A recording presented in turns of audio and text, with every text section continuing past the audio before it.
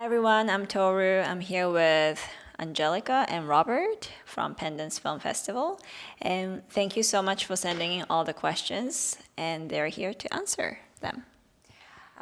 So, you're filmmakers, and what made you want to start a film festival? Well, we have lots of experience submitting to film festivals. So we picked up on the good stuff that we liked from each festival and just decided to create our own festival using all the positives that we saw. There's some really great film festivals out there. So, yeah, we just said, why not? And made up our own rules and went for it.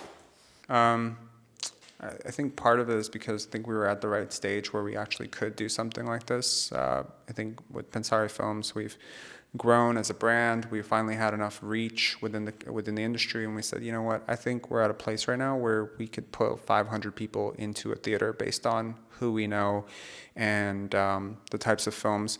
And the other thing is also reaching out to other filmmakers is not easy as a first-year film festival. So it was just a matter of like, this is something that's been brewing in our head for a while, but this was really like the first moment that we thought, oh my God, we could actually do it well. We decided to do it that way. So.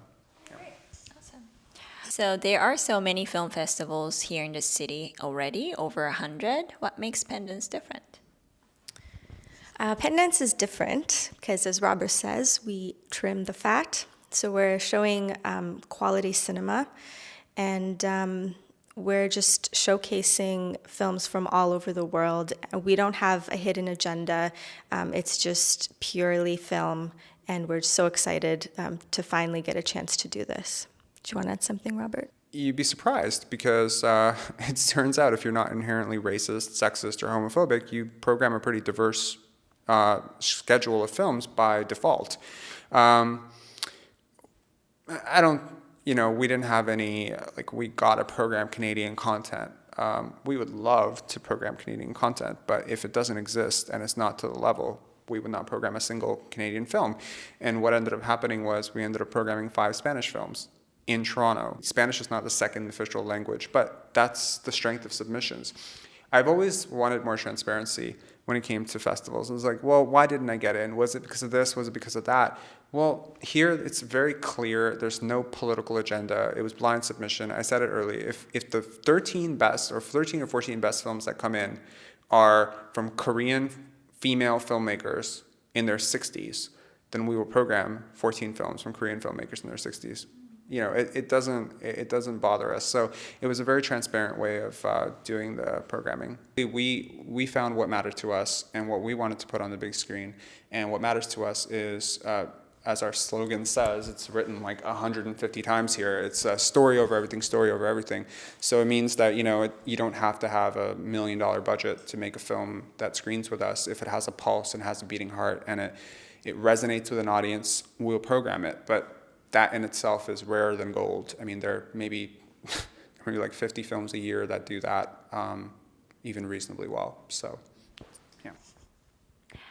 So, stories at the heart of Pendants, it seems. And what is a compelling story to you? A compelling story is, it doesn't matter if the story is simple or if it's complex.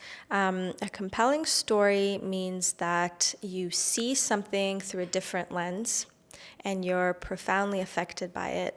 So that even after seeing the film, you're still thinking about the film, and it has maybe changed the way that you see some things in your own life or in other people's lives.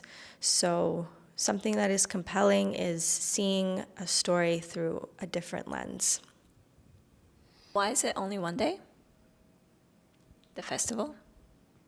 Robert? We did not have enough films to program 2 days, and that was planned right from the get-go. It said, let's not, so many times we go to a short block, even from really good film festivals, and you find 2 shorts that are good in like 5, 2 out of 5, and the audience walks away pretty happy because they discovered 2 good shorts. We didn't want to do that. We don't want to make you suffer through 3 films in order to get to 2 good ones. So if there's a film that we're a little bit iffy about, we passed on it. So this is, as clear as I can be. I think a film festival is not just about what you put out, it's also about what you don't put out. And I know we're a relatively new film festival, but I would hope that very quickly the name Pendance starts to equate to quality over quantity. Yeah. Are there any films that you consider must watch? I really liked A Gentle Night because I really saw stillness in a different way. The images, they went on for longer than expected, but my attention was always there, and I realized how much depth is in those images. It's really a spectacular film, and I highly recommend it. Another film that I really liked was Inland Freaks. And this film is very uncomfortable to watch, but in a good way, and it sheds some light on some issues that society doesn't really want to shed some light on. So there's also a lot of depth in a different way. And the score was very unique. And I'm a composer, so that's what that's my ear is drawn to sounds. And no, I loved it. I think everything worked. And I think if the music was done in a different way, the film wouldn't have worked. I would definitely suggest watching Emma. I think there are very few films that we programmed almost immediately. Emma was one of those films. So when we saw the stills, I watched a whole bunch of films that day, so my eyes were a little tired. So I said, okay, I'm gonna put this away, and I'm gonna watch it around midnight when I've had some rest. And I had told Angelica, this is a really interesting submission from Uruguay. It just looked different right off the bat. And then I started watching it. And about 30 seconds in, there was something to it. And I just messaged her and I said, you gotta watch Emma. By 5 minutes in, I said, it's in, I don't care. That was the text that I sent her. I think I said, word for word, it's in, I don't care. And by I don't care, I mean, I honestly meant, like, I don't care what anyone else says. I don't care what else happens in the next 10 minutes of this film. It is too good. As a filmmaker, I think I understand how difficult it is to do what these girls did with this film. And there are filmmakers who are very good, who've been doing this for 20, 30 years, who could not even hold a candle to this film. It is that good.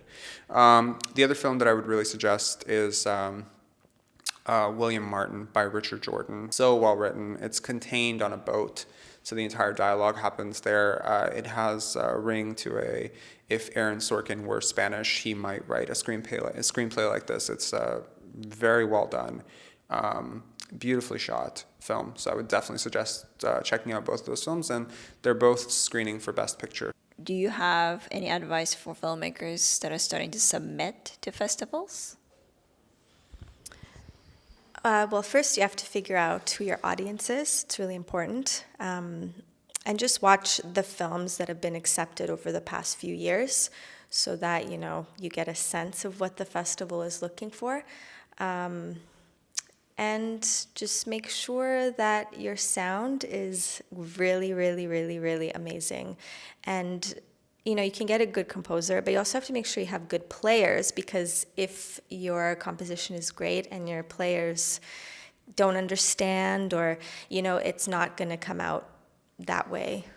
So just make sure that you really invest in the sound. There's so many things that filmmakers should do, but if I had to narrow it down to a couple, one thing is definitely get feedback. Get feedback on your film. I know that you made a film and it's really awesome and it was a great idea, but the problem is that from concept to script to film to edit, sometimes that gets lost and you have to test it on somebody.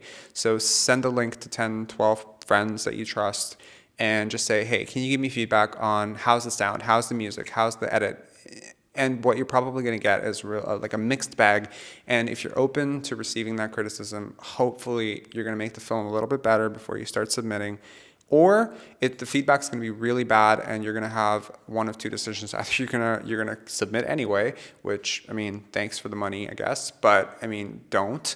Or you're going to have to say, well, you know what, it was a great experience, I learned something, but maybe this film doesn't belong in film festivals. Make sure your press kit is polished, so that you're making the festival's job easier. Make sure you have a trailer. Make sure your poster is well designed. Make sure your color correction is good. I mean, we're not going to have Hollywood level color correction on indie budgets usually, but just make sure there aren't like some really glaring, mistakes in the color. Like from scene to scene, sometimes you'll see a scene in the same car where like you just flip perspective and you get a green tinge, and you're like, that's jarring. Well, thank you, Angelica, and thank you, Robert, for answering all the questions. So for those of you who haven't gotten your tickets yet, just visit our website and get your tickets.